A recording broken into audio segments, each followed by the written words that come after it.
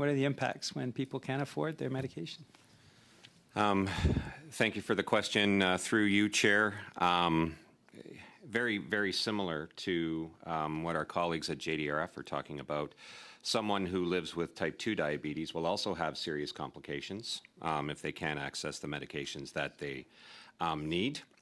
As a person who also lives with type 2 myself, I was diagnosed in 2016 when I was an elected official, and learning the process of what type of medications you need to go through. And I've been through 3 or 4 different types of metformin before I was able to get onto the right one. And that's why we've talked about choice and making sure that choice is available to everyone who lives with either type 1 or type 2 diabetes, because the importance of making sure that we can avoid all of those complications that we know that can happen out there. And I know, Mr. Julian, you've talked about, is it Amber in your riding, who spends $1,000 a month? Thank you, Mr. Thibault. Are we out of time? We are indeed. Okay, well, we can talk about that next time. Dr. Kitchen, please, for 5 minutes. Thank you, Chair, and again, thank you to everybody for being here so quickly on such short notice, and for many of you who provided us with briefs.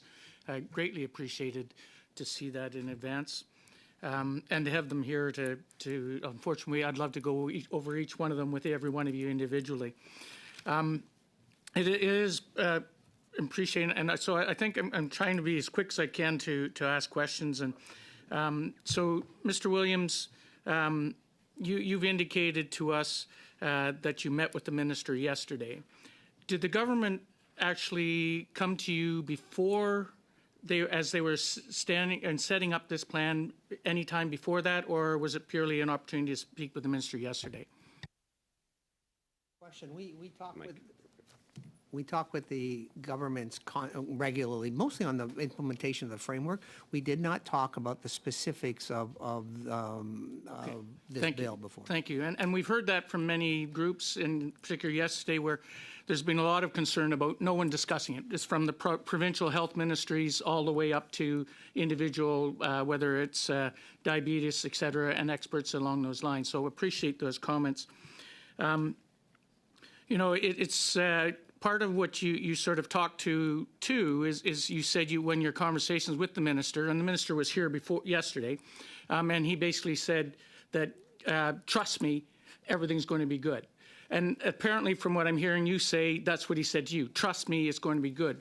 But this is from the same government that said that the carbon tax would never go above $50, and yet they campaigned on that in the 2019 election, and now it's going to be up to $170. So I guess the question is, how trustworthy do you see, and would it not be better to have something in the legislation that would support and provide protection from that? Thank you for the question. One of the things we talked about yesterday, and we've supplied it to all the members, is actually a comparison of the list provided by the government and our our clinical practice guidelines to say that there's work to be done on this. We've also supplied all the list of what's happening in each and every province. Where I'm kind of leaning at, and said I'd like to have all the answers, and we've been working at this for some time, but I'm leaning towards trying to move this forward for the most vulnerable people as soon as possible. And one of the things we have to do here is we've got to get answers to those questions, for sure. There's other stages of this law. There's going to be negotiations with the provinces. And should we move on in this? I'm not entirely comfortable with this. But on the other hand, for the people that we're trying to serve, is it worth trying to move forward on is there enough checks and balances for it? But I understand your question. We put those questions and we'll share any of the answers we get from the government. And I appreciate that comment. And you did mention where you talked about the uninsured and the underinsured. And those are aspects of things. And I do appreciate your document, because I do have it here. And you know, it's interesting. I am a type 2 diabetic.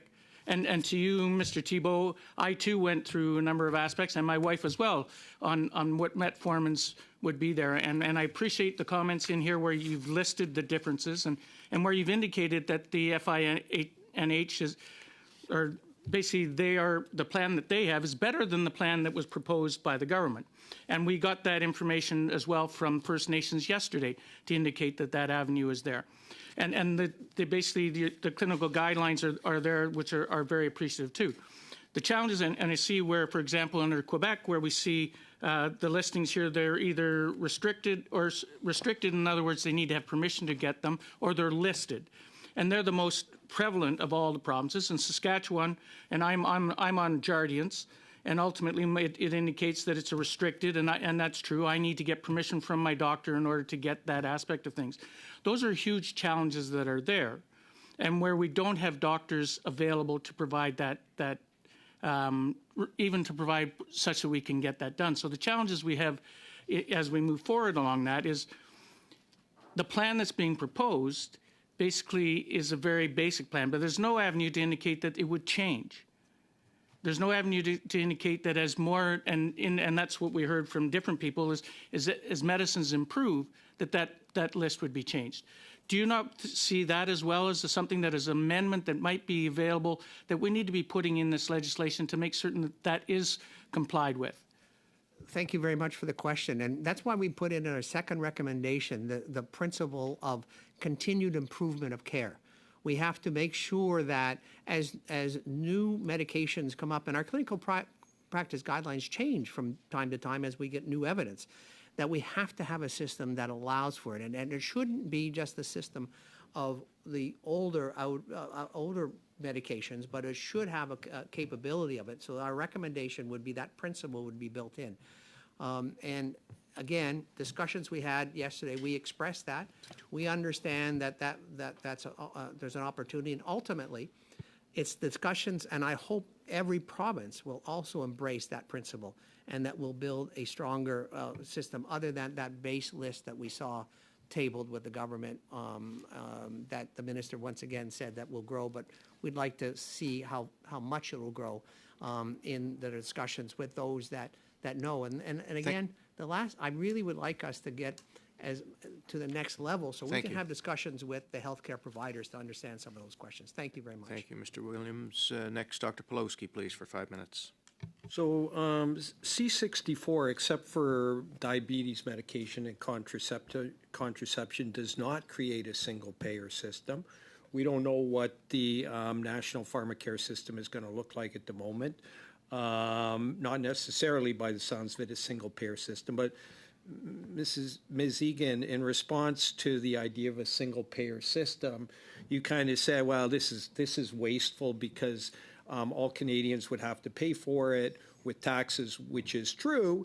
But you say, well, right now, many Canadians get it as a benefit from their employer, right? But it's not like that's free, right? That's part of your pay. You get paid a certain amount of money, but you get some benefits. It's a cost to the employer. And if the employer doesn't have to pay that cost, presumably you would get more in your salary, right? And if the government can have a system that is cheaper to run, and there is some indication that a government-run system, because of economies of scale, a nonprofit system, the government could provide that system cheaper than the employer could, that would be of net benefit to Canadians. Would that not be the case? Well, what I would like to highlight here is that today it's $15 billion. So how much cheaper could you turn that number into? That's what's being paid by employer plans. Secondly, I would say that 4 out of 5 Canadians are enjoying that system without any reported incidents or challenge. We agree. Let's get the coverage. Let's not take the money where it's working well. Let's leave that in place and allocate those dollars, those extra dollars, to those that have no coverage or those that struggle in any capacity, whether it's 20% of a $100 copay or 20% of a $10,000 copay. People are struggling at both ends of that spectrum. But the ones where 4 out of 5 it's working for, let's leave that in place and leave what's working. And let's get the dollars allocated. Well, although you may get benefits as an employee, those plans that are private plans, a certain amount of the money goes to the profit for the provider, right? And instead of that money going to the profit of the provider, perhaps that money could be used in order to provide better health care, pharmacare for all Canadians, if there is efficiencies in having a government system. Is that not the case? Well, I can tell you from working in this business for 28 years and having done the analytics on renewals line by line, the profit margin would be surprisingly lower than what you're thinking. A lot lower. Profit margin For benefits, for running a benefits program. So that money alone would not even put a drop in the bucket to what we need to achieve as a country. We need to work together in a multi-payer system to achieve. And if you could allow me a brief example here. I'm going to say there's a patient A with a $100 claim, no coverage. Let's get them that $100. Patient B has 80% coverage through their employer.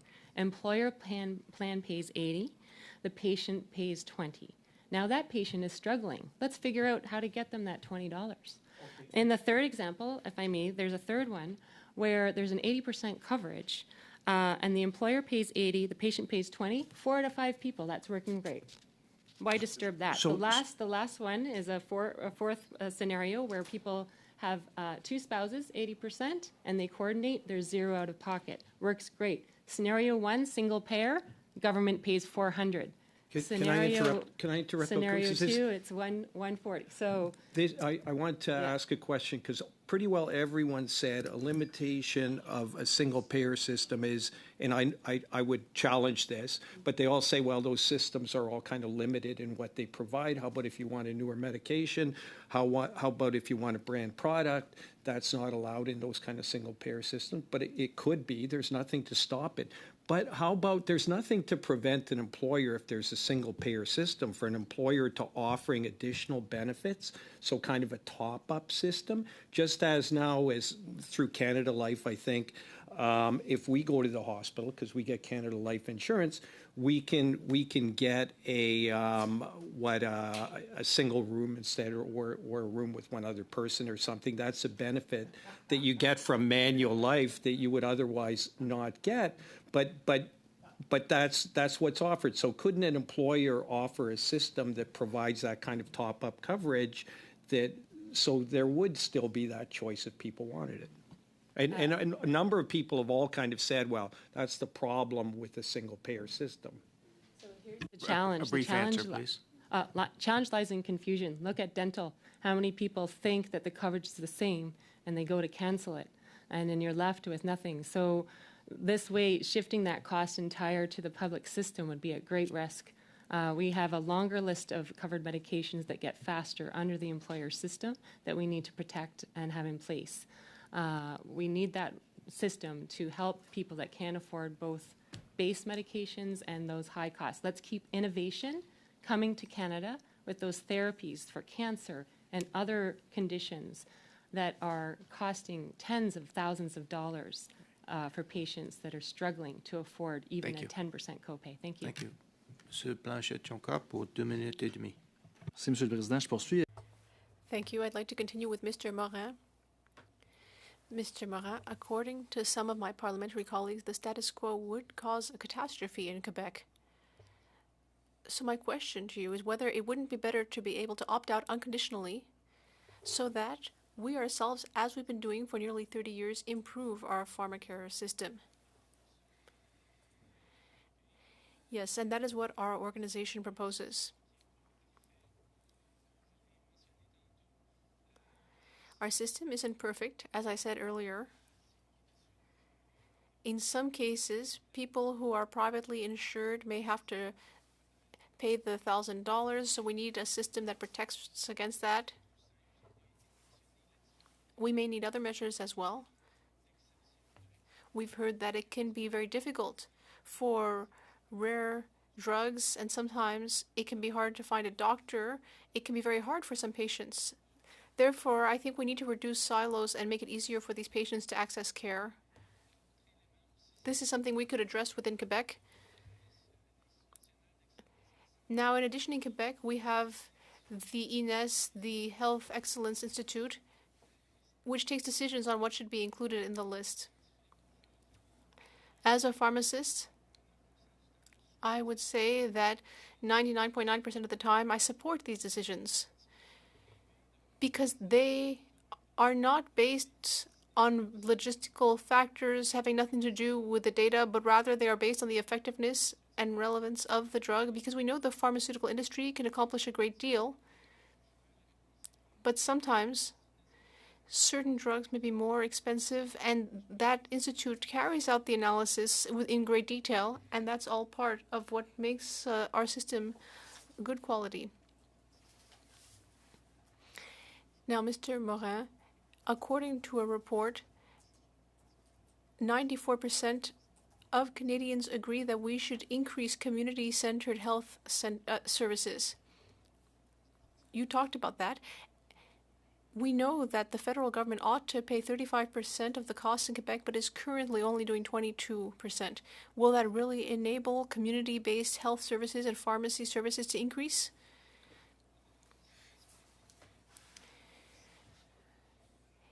Yes, in the proposed system, we only hear about distribution in pharmacies, not about services. But for example, young women coming in for contraceptives also need other services, for example, Plan B. These other services need to be appropriately funded in order for the system to be streamlined and to make sense. Thank you. Monsieur Julian pour 2 minutes et demie. Merci beaucoup. 2.5 minutes, Mr. Julian. Thibault, you had just started to talk about Amber, who is a young woman with diabetes type 1, and I wanted you to continue informing the committee about her situation. Thanks. Through you, Mr. Chair, thank you, Mr. Julian, for allowing me to continue. Because the story that you have told about Amber, we could go into every single riding and every single constituency across this country, and unfortunately, we would have a similar story. And I know my colleague, Mr. Williams, talked about the calls that we are getting to our 1-800 line. So very similar to what Ms. Egan was saying, we have received calls from individuals who have no coverage, like Amber, who are spending, in her case, like you said, $1,000 a month just to get the care that she needs. And that's through devices and medications. We also have individuals who are living with either type 1 or type 2 diabetes who have private insurance. It's at, let's say the 80% level, and the 20% level is still difficult for them to meet at the end of the month. So they're rationing, as my colleague Mr. Williams also outlined in his opening statements. And so that's why we continue to talk about our 3 recommendations, because those are the key points that we think, the debate about what is universal, first dollar single payer, as Mr. Pulaski has talked about, hasn't been defined yet. We keep talking about the under and uninsured. We have an opportunity here, we being everyone at this table, diabetes organizations, contraception organizations, to actually look at making sure that we could fill those gaps. And if that isn't the right term, let's figure out what the right term is to make sure that the choice, the opportunity to continue to move forward is still there while we're figuring out how we make this work and the negotiations that happen with the provinces. So we talk about that fulsome consultation, that robust consultation that we would like to see with persons with lived experience, like myself, like Mr. Kitching, and everyone else across the country. Let's look at the comprehensiveness that, in the bill it talks about Section 4 and, looking at some of how the Canada Health Act can be included, and some of our legal interpretation talked about making sure that we look at comprehensiveness of that choice. And then, of course, what we're calling do no harm. Individuals that have a wraparound care, we need to ensure that they still have it, but let's not forget about Amber or about anybody else who we could talk to in any one of these constituencies across the country who need that support. Thank you, Mr. Thibault. Mr. Julian. Next, Ms. Roberts, please, for 5 minutes. Thank you, Mr. Chair. And I'm going to ask, can I call you Bill? Oh, you're on mute, Bill. Okay. So I have 2 questions for you and would like some answers. So the first question is, many seniors in my communities have concern with the pharmacare plan, and I'll explain why. They're very disappointed in the dental plan, and they don't trust this current government to deliver any plan. They feel that they have failed them at every level. So I'd like to ask, in Ontario, seniors pay a flat fee and receive their drugs for the remainder of the year. So once a year, they pay a flat fee and they receive their drugs. How is this going to impact this? How is this plan going to impact the provinces and territories? Thank you for the question, and through you, Mr. Chair, that's a key point because they don't know, they're confused. I know that the seniors who are watching today, and I know many of them are going to see that if there are this many questions about the coverage of those with diabetes, what's it going to mean for the rest of us? Those of us with heart conditions, those of us with other conditions, people who need the coverage. And the confusion, the worriedness, they're fearful. And I'm not just assuming this. Our members write us weekly, if not daily, about their concerns.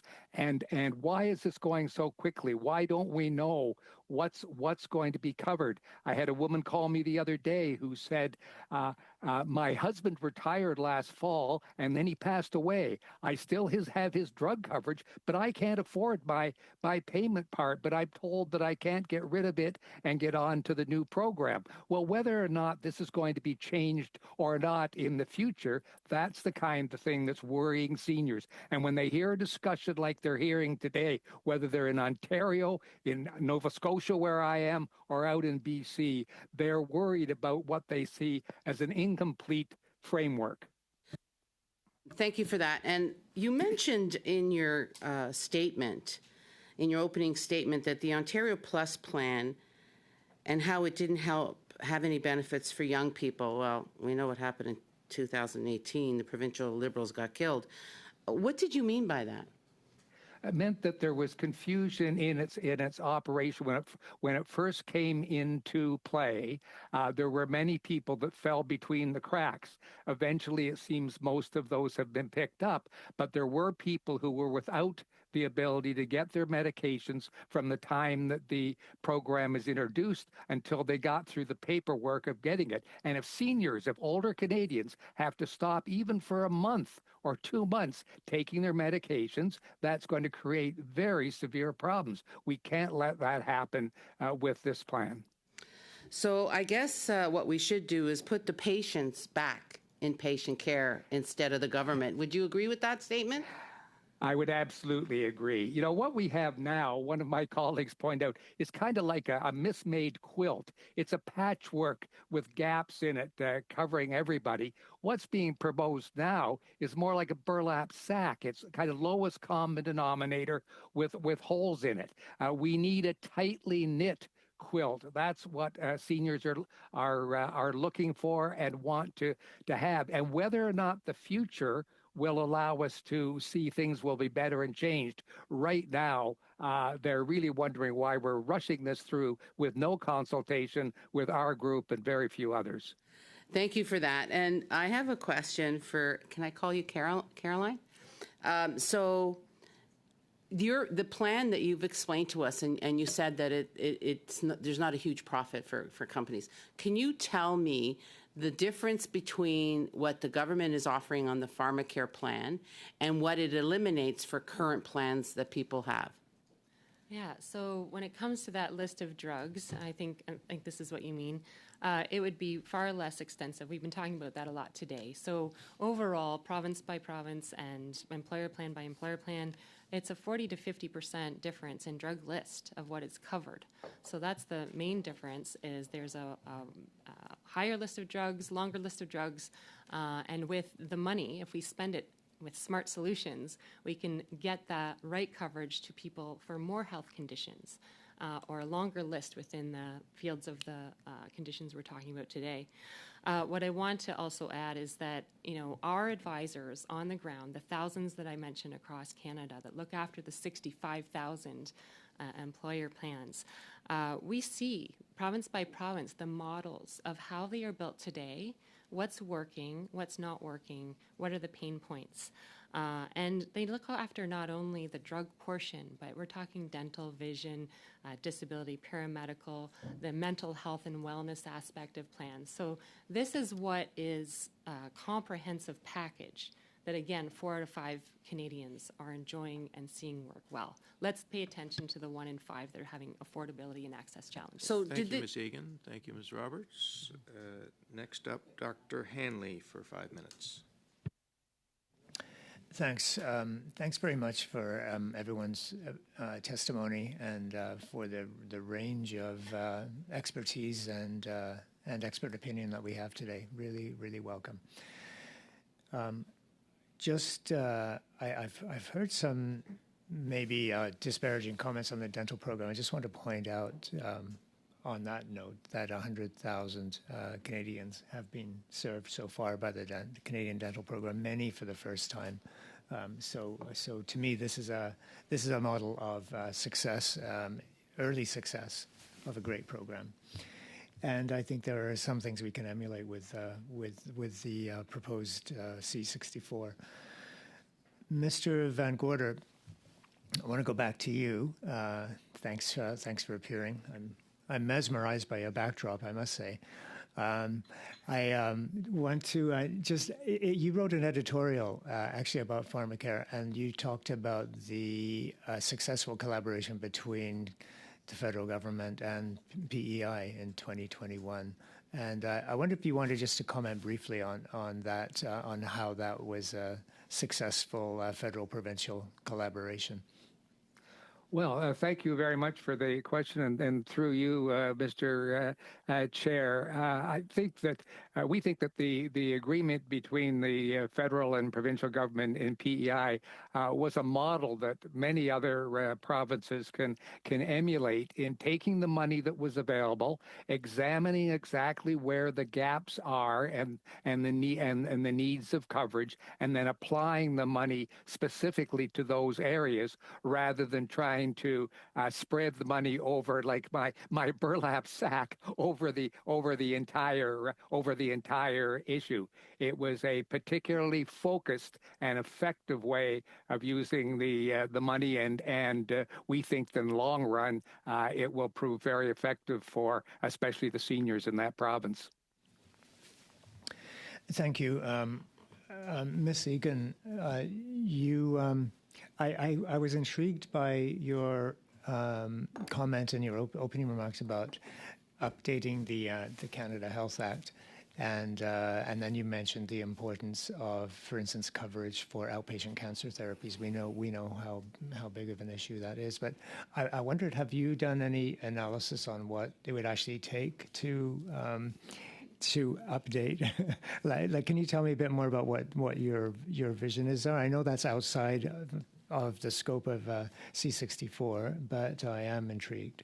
Definitely, I'm definitely would agree. Rewriting the Canada Health Act would be a task, quite the task. But what I can tell you is what we see. Point of order, Mr. Chair. Boots on the ground would be. Excuse me, Dr. Kitchen, please, on the point of order. Mr. Chair, earlier when my colleague was doing her presentation and making a comment about Ontario and what transpired, a member from across the floor, Mr. Nakvi, basically called my colleague stupid, and I had asked that be stricken, and he apologized. Mr. Nakvi, do you care to respond? Chair, I would never call any member of this House or any individual by that term. I did not call the member that at all. If she feels that was the case, I apologize. That was not my intention. Okay. Thank you. Please continue, Ms. Egan. Thank you for the question. I think this is an important part that we need to examine. And a brief example, again, boots on the ground example, I would say, is we had a recent patient who was in the hospital for chemotherapy, was prescribed a pill, their prescription, went outside of the hospital to fill it, came back in the hospital to be administered, and now what do we have? We have a $10,000 monthly bill where, according to the Health Act, it was prescribed in a hospital, went out to fill it, and now you have the public system and the employer system confused as to who should be responsible to pay. But the bottom line is a therapy like this, that is high cost, is allowing this person to leave that hospital and be productive at work and healthy long term. So this pipeline of drugs that is coming and available to Canada, we want to make sure that we can work together to cost effectively build a national strategy for high cost and rare disease. Thank you for the question. Thank you. And I'm assuming I have preserved some time from that point of order. So 40 seconds. I will just quickly go to you, Mr. Williams. You have a very interesting background from your experience with Innovations Canada, with Research Canada, also a political career. In the preamble, and I guess I don't have time to go over the preamble, but in this bill, we do talk about supporting modernization of the healthcare system with drug data, the improving coordination, that we talk about the National Strategy for Rare Diseases. Is there room for improving collaboration, improving innovation within the context of C64? Do you see that there is potential there? There has to be. We have to find the room to make sure that we continue to encourage innovation, research, development, as we're trying to make sure that on one hand we respond to the underinsured, but on the other hand we want to make sure that we continue to develop new treatments, new technologies that improve care. One of the challenges that you're trying to do is that's a balance that we're trying to work on. One of the things I think what we're trying to say is we would like to be able to help people get answers to your questions so that we understand how we're going to do it. Thank you, and I Mr. would Williams. encourage that we do that soon. Thank you. We're almost at the hour, but not quite. We're gonna shorten the last two rounds of questions, and then we'll thank and dismiss the panel. So the next two rounds will just be 3 minutes. Dr. Ellis is next. Thank you very much, Chair, and thank you to the witnesses before we finish. Mr. Moran, I'd just like to ask a question. Are you still a practicing pharmacist? Thank you for the question, Dr. Ellis. Yeah, I'm a pharmacist. I'm practicing. I practiced yesterday. I own a pharmacy in Montreal. Thank you very much for that. And do you hear patients? I mean, has the issue around cost of prescriptions gotten worse in the last several years? People not being able to afford their medications? Well, I've been practicing for 30 years, and I'm going to switch in French. It's going to be easier for me. We see it. Well, I find that the answer would be no. In Quebec, the plan went from being free at first, no cost, and then copay and deductible were added. That at times has been a problem. In my practice, I sometimes see social obstacles. People may not register because there are obstacles. So we have more logistical needs to help people get through the system rather than financial. Although such cases do exist, and I'd like to see innovative solutions to help people who are facing obstacles. I think social services would be the best solution. Mr. Williams, you talked a bit about meeting with the minister. It's interesting, these lists that exist. Did you have any conversation with the minister? I mean, it appears they have no bearing on reality. So why did they create them? Did that come up in your conversation? We rather chose to offer what we thought was a good list. And that's why the document that you all have in terms of the comparison of our clinical practice guidelines, as well as the NIHB program, I'm going to interrupt you. Only got a couple seconds, but did you talk about the list or no? Yes. So but you didn't say why they created the list if it has no bearing in reality. What we said was it was not adequate compared to our clinical practice guidelines. Okay, great. And thanks, Ms. Egan, to you finally in the few seconds we have left. We've talked a lot about public plans, private plans, et cetera. You have incredible experience with respect to this. Have you ever come across a public plan that is better than a private plan? I And if so, what is it? within Canada? Yes. Okay. I actually would not be able to, I have not heard of one that is better, but I would defer to actually do further research. But to my knowledge, I've not been made aware of a, when you talk about list of drugs and time to access, I've not heard of a better public one. Thank you, Ms. Egan. Thank you, Dr. Ellis. The last round of questions will go to Ms. Sido for 3 minutes. Thank you, Mr. Chair. I just want to, my question goes to JDRF. Yesterday, we heard from Heart and Stroke, more than 600 people in Canada die every year from ischemic heart disease because they cannot afford the medication. And we also heard the testimony from type 1 diabetes patient, Mr. Blasky, who said that, the insulin is not luxury, it's a necessity. And we also heard the $1,600 a year per patient, they have to pay. So there's a lot of saving for this legislation. And Ms. Dennis, from our work on the framework, we know how important this legislation in the front of us to all patients and their families. What are you hearing from the young type 1 patients and their parents? What expectation do they have from the committee when it comes to C64? Can you explain that? Thank you very, very much for the question. And I agree, diabetes is a very expensive disease to manage. And I think there's points in time with respect to their insurance coverage where it can be more costly. So this bill will help the uninsured and the underinsured significantly because, as I've stated, insulin is required to stay alive. It's not a luxury. It's not an add-on. It's something that's needed. And I think I encourage the committee to make sure that we're focused on first principles of providing better access to medications and devices that are required, and then look at the mechanism how. And that's how we're looking at this. What's our first principle here? To have better access for Canadians. So your question on what are people looking for? Better access, affordable and equitable. It shouldn't matter which province you live in or what age you are. All Canadians with diabetes should have access to the medications they require. Thank you. And my next question is to Mr. Thibault. We know that education and awareness, because you know that type 2, living with that, how important is the education, especially in Brampton. I know you and me, we talked about that. And then Diabetes Canada is helping to the awareness campaign. So what you're looking at for the diabetic devices and also the education campaign when we are rolling out, what is your thought on that? Thank you for the question, and through you, Mr. Chair.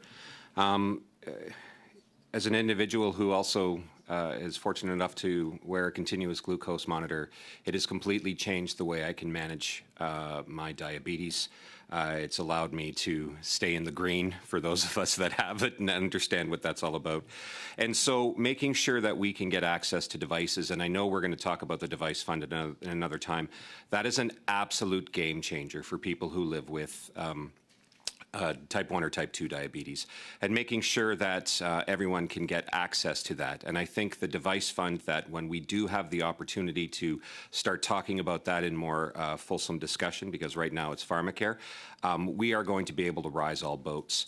Through the advocacy that we've been doing over the last year within Diabetes Canada, we have now provinces and territories right across the country who have some form of continuous glucose monitor or insulin pump coverage. That's great, but there are still gaps that need to be filled. And I do think having the device fund and then coming with the education component that will be needed to teach people to ensure they understand on how they can do this will be key. So, we're going to continue to advocate and do our job within Diabetes Canada to talk about the importance of devices and education and medications at the provincial and territorial level.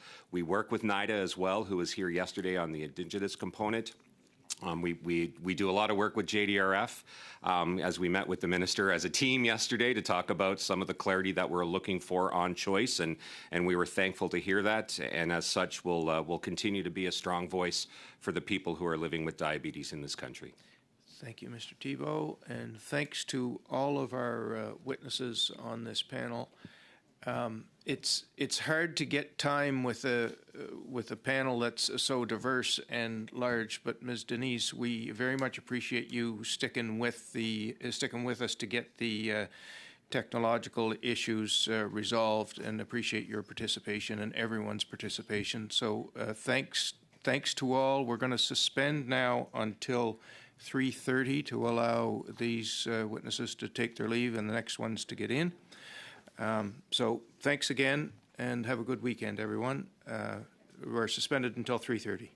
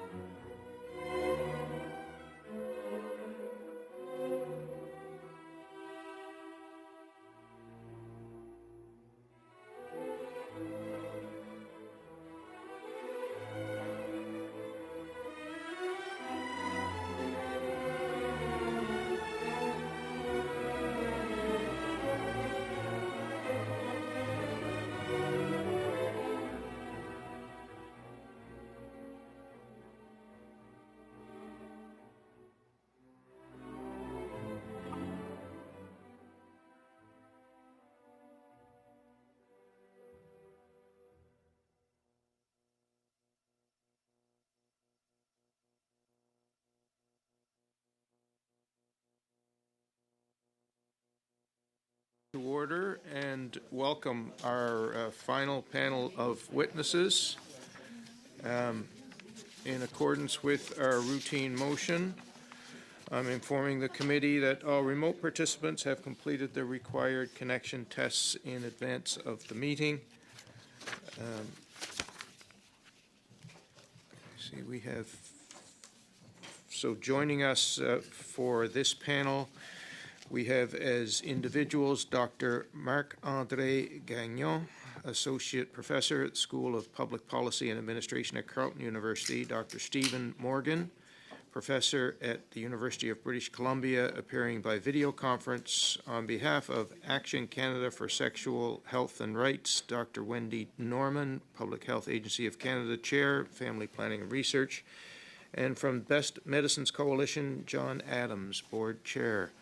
So we're going to invite you to offer opening statements of 5 minutes in length. But before we do, a reminder that if anyone wants to submit amendments for Bill C-64, the deadline is in 25 minutes, as was pointed out at the start of the meeting.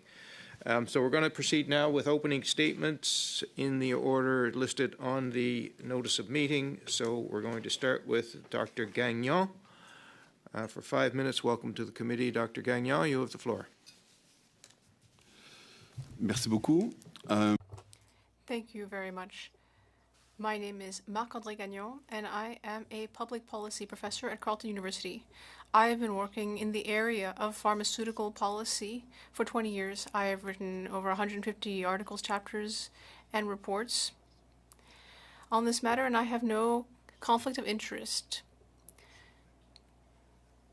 I am always horrified by the groveling behavior of governments before pharmaceutical companies and commercial lobbies to the detriment of the Canadian population.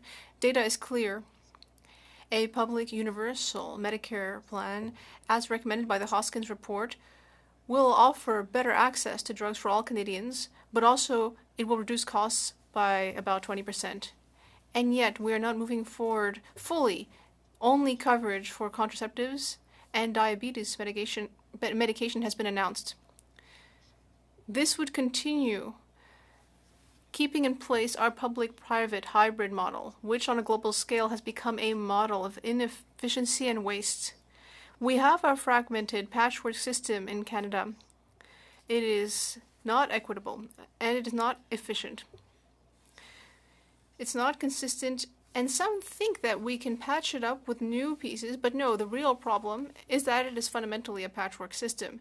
Let us recall that Canada is the only country with universal public health care that does not include medication, as though prescription medication were not an essential part of health care.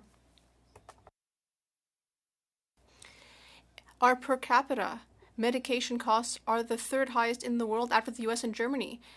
And Canada remains among the countries with the highest number of people who cannot get the medication they need for financial reasons, more than 10%. People who are not filling their prescriptions for financial reasons.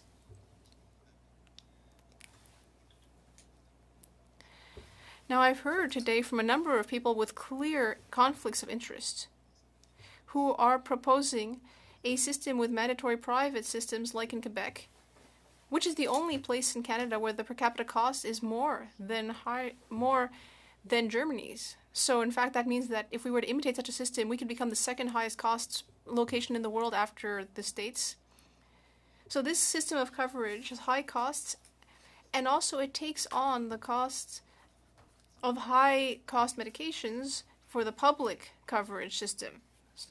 The risks are ending up in the wrong place. This Quebec-style system would increase costs by $5 billion a year and wouldn't actually reduce financial barriers for people who need help as much as we would like.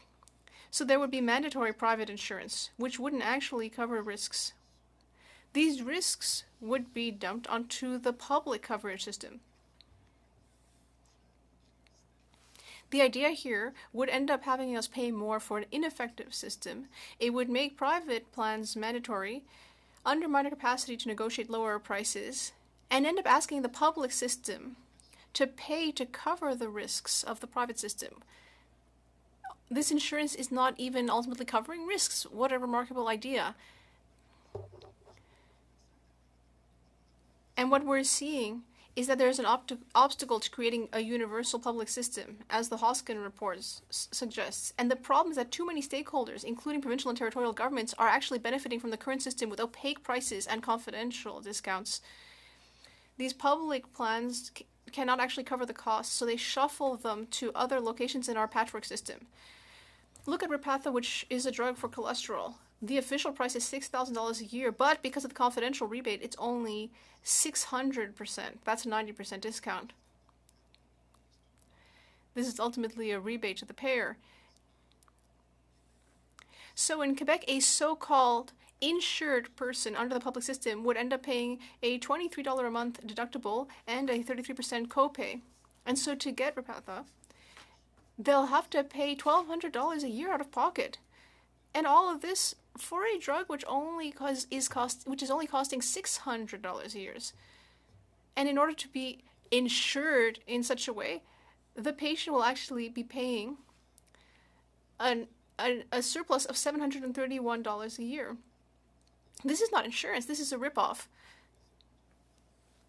Meanwhile, the private plans are ending up having to pay for the same drug, not at the government's negotiated price of $605 a year. They're ending up shelling out the full cost, $6,046 a year, because they don't get the confidential discount. This is an institutionalized ripoff. It's unacceptable. People are filling their pockets and have a great deal of interest in opposing any change to this wasteful system. We need an effective universal public system to reduce costs for Canadians and not just shuffle off the costs elsewhere in the system, actually passing it off onto patients and workers. We need a system with the necessary institutional capacity to ensure that we're getting our money's worth. And in order to promote good prescribing habits based on data, not on big pharma's marketing campaigns. We need a rational system as proposed in the Hoskins report. A report which, by the way, the Trudeau government said it would follow. I'll be happy to answer any questions. Dr. Gagnon, next, Dr. Morgan, please. Online. Welcome to the committee, Dr. Morgan. You have the floor. Thank you. I'm an economist and professor of healthcare policy who has studied pharmacare systems for 30 years. I've published over 150 peer-reviewed research papers on related topics, and I serve on the World Health Organization's Technical Advisory Group on pricing policies for medicines. I have no financial ties to commercial interests in this sector, nor do I have financial ties with health professionals, unions, or other groups who also take an active interest in this file. I am here simply because I wish to help Canada to develop the institutional capacity that is necessary to fairly and efficiently provide access to necessary medicines in a very complex sector that involves some of the world's most powerful corporate interests and very serious, truly global challenges regarding the reasonableness and transparency of pricing. I want to start by saying that we do not need another study of whether or how Canada should implement a national pharmacare program. Those questions have been thoroughly investigated by 4 separate inquiries since the mid-1990s. All of these inquiries have recommended that carefully selected medically necessary prescription drugs be included in Canada's universal single-payer public health insurance system. The latest of these studies, the June 2019 report of the Advisory Council on the Implementation of National Pharmacare, was conducted by a council of experts from across the country, chaired by Ontario's former health minister, Dr. Eric Hoskins. The Hoskins Council, as it is known, consulted with provinces and territories, they consulted with First Nations, they consulted with patients and health professionals and other stakeholders in the sector, and they consulted with Canadians from coast to coast.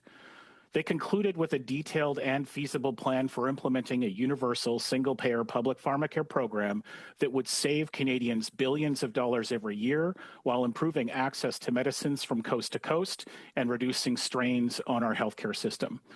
So the foundations of Bill C-64 are backed by thorough discussion and analysis. And I believe C-64 can, if the government actually wishes to do so, move us toward the fair and efficient pharmacare system that has been recommended by commissions time and time again. But as it is written, C-64 will not do this. This is because it does not make it absolutely clear what type of pharmacare program the bill would establish. This ambiguity in C-64 allowed the parliamentary budget officer to conclude that the system that would be created would be a fill-the-gaps pharmacare system involving a patchwork of literally thousands of private and public drug plans. Indeed, even the Minister of Health testified yesterday that he would create such a program with the powers that C-64 would give him. This would be disastrous for Canada because patchwork pharmacare systems inject needless and costly inefficiencies into the system. They impose significant inequitable financial burdens on individual households and employers. They diminish a country's purchasing power on the global market for pharmaceuticals, and they isolate the management of medicines from other key components of the healthcare system. It would be especially problematic to have for-profit insurers involved in the core of a national pharmacare system. This is something that only the United States permits. It is problematic because insurers can actually profit from higher drug prices through higher administrative fees charged to plan sponsors. They can also profit by pocketing secret price rebates that they can and do negotiate with drug manufacturers and pharmacies. If the first stage of national pharmacare is allowed to be a fill the gaps program involving a mix of private and public and for-profit and not-for-profit insurers, subsequent stages of national pharmacare will almost certainly be locked into that model too.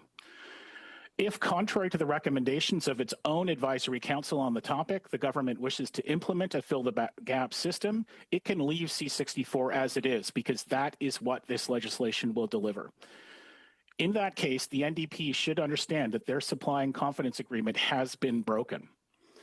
If, on the other hand, the government does indeed wish to implement the recommendations of its own advisory council on this topic, then it must amend C-64 to set out crystal clear standards for a national program that will prove that Canadians are, in fact, stronger together. That is what Canadians deserve, but as the bill is currently written, that is not what C-64 will deliver. Thank you. Thank you, Dr. Morgan. Next, Action Canada for Sexual Health and Rights, Dr. Wendy Norman. Dr. Norman, welcome to the committee. You have the floor. Thank you, Honourable Mr. Chair, members of the committee. Thank you for the opportunity to speak today to your study of Bill C-64. I am a family doctor and a UBC professor and have had the honour to have served for the past decade with the Public Health Agency of Canada as the chair for Canada for Family Planning Research. I'm the co-chair on Statistics Canada's expert committee for sexual and reproductive health and have worked with Health Canada to advance several of the programs within the sexual and reproductive health themes over these past several years. And is a long-time collaborator with Action Canada of Sexual Health and Rights. There's 2 points I hope to bring expertise and experience to highlight for you today. First, universal access to free contraception to prevent unintended pregnancy will support immediate, lifelong, and intergenerational impacts for individuals, families, and society as a whole that improve health and health equity throughout Canada. Secondly, our modelling in Canada and examples in practice across the globe indicate that universal, comprehensive, single-payer, first dollar coverage of contraception is required to address the needs of people at risk for unintended pregnancy. In Canada, 40% of pregnancies are unintended, and contrary to what you might expect, most unintended pregnancies result in unplanned births. The devastation of facing an unintended pregnancy and managing whatever outcome can have lifelong and intergenerational consequences, not only for that pregnant person and their partner, but for the unplanned children and for children and other relatives already in the home. The most comprehensive, most effective contraceptive methods have the highest upfront costs. The least expensive contraception has the highest rates of unintended pregnancy. In the case of longer-acting contraception, such as implants and intrauterine devices, are most effective methods, the cost can be over $400 up front. For many, this need for contraception conflicts with money that they need for rent or food. Due to their much higher effectiveness to prevent unintended pregnancy, however, those same most expensive methods have the lowest overall cost for a government.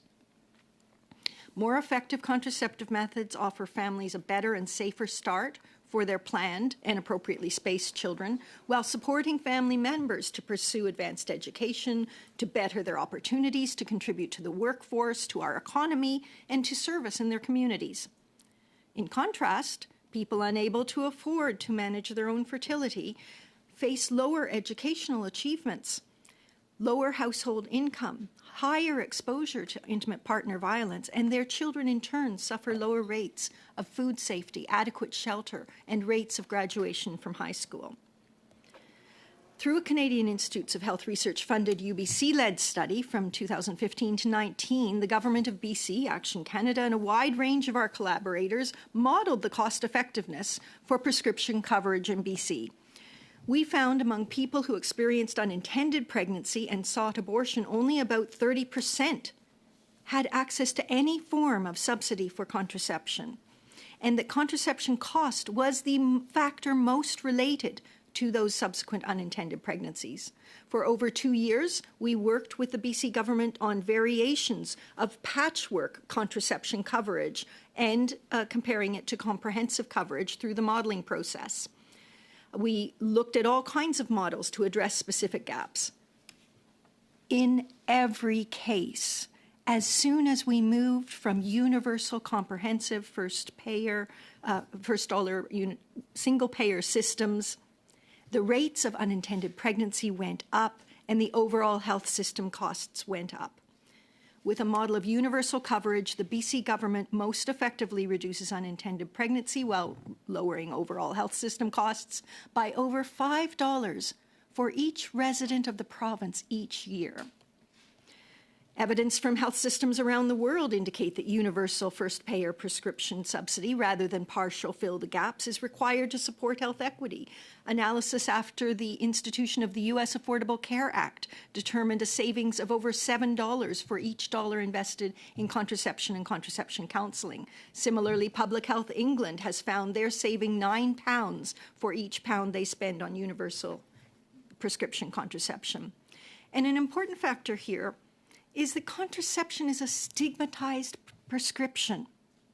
This is particularly among equity-deserving populations and those in our society who face the most intersectional barriers. Our study had found that reproductive-age people, and particularly women at the ages of highest fertility, are the least likely to have stable full-time jobs providing prescription benefits. In fact, we found that in analyzing the impact of the new BC policy for free contraception, prior to the institution, 40% of those who did buy contraception had to pay out of pocket completely, and another 20% had private coverage which required top-up payments, co-payments by them. And this isn't even looking at all of the people who weren't able to access contraception because of cost altogether. Once BC implemented their policy, this out-of-pocket costs decreased to fewer than 10% of those accessing contraception. We know that among those... Dr. Norman, if I could get you to wrap up, you'll have lots of time to elaborate in questions and answers. But yeah. Thank you. Thank you. Just to say then, adolescents and people where insurance is held by a parent or a coercive partner are in a particularly difficult situation and much less likely to access coverage if they need it. So there are few investments in health that have the potential to offer both health system savings and improved equity and health equity for children and families. Bill C-64 would support improved health for the people throughout Canada. I apologize. Thank you, Mr. Chair, for going over time. Next, Mr. Adams, John Adams, on behalf of Best Medicines Coalition. Welcome, Mr. Adams. I know you've been in the room. You know the drill. You have the floor. Mr. Chair and Health Committee members, thank you for the invitation to be a witness at these historic hearings regarding pharmacare for Canadians. Our Best Medicines Coalition represents 30 patient organizations from Parkinson's, arthritis, hemophilia, and blindness to cancers and other complicated and rare diseases. Together, we represent the interests of millions of patients and their caregivers. I'm happy to have moral support from J.K. Harris of the Canadian Breast Cancer Network, and one of our member organizations who's here today. Thank you very much, J.K., for being here. BMC's aims are simple. Number one, fix the postal code lottery by ensuring all patients have access to the medicines they need, the medically necessary medicines, and ensure patients are meaningful participants in the development and oversight of pharmacare policies. First, We at BMC recognize Canada is the only developed nation with a universal health insurance system that does not include universal coverage for prescription drugs used outside hospitals. This gap results in disparities within and among provinces, territories, and Indigenous jurisdictions where individual programs provide varying levels of drug coverage. This is what we call the postal code lottery. As a result, 1 in 10 Canadians reportedly do not take their prescribed medications due to out-of-pocket costs, highlighting significant inequities in access to necessary medications. Up to 7.5 million citizens, 1 in 5 Canadians, either don't have prescription drug insurance or have inadequate insurance to cover their medication needs, or do not enroll when eligible. But cost and coverage aren't the only problems. Here's the bad news for anyone in the Ottawa bubble. 64% of Canadians believe that the federal government is not transparent enough about its healthcare policies. This lack of transparency erodes public trust and hinders the effective implementation and uptake of health initiatives. Then there's data. Inconsistent reporting and lack of transparency in health data hinder the measurement of performance and outcomes, decrease opportunities of identifying gaps in data and services, and impede the capacity of the health system to integrate